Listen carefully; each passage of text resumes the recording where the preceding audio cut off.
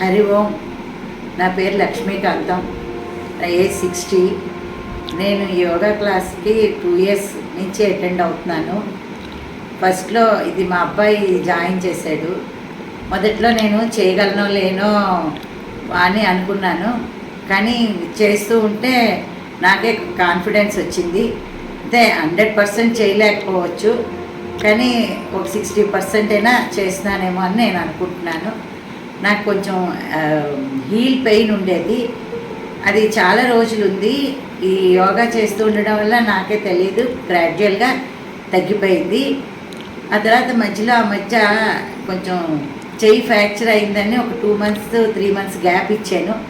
చూస్తే అప్పుడు మళ్ళీ యాంకిల్ పెయిన్ వచ్చింది.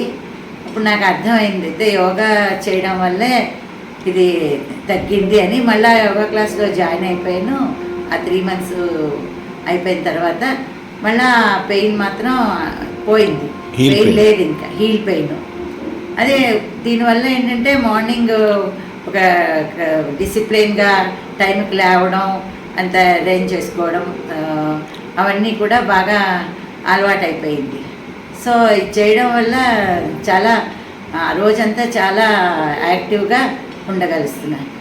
హరి ఓం.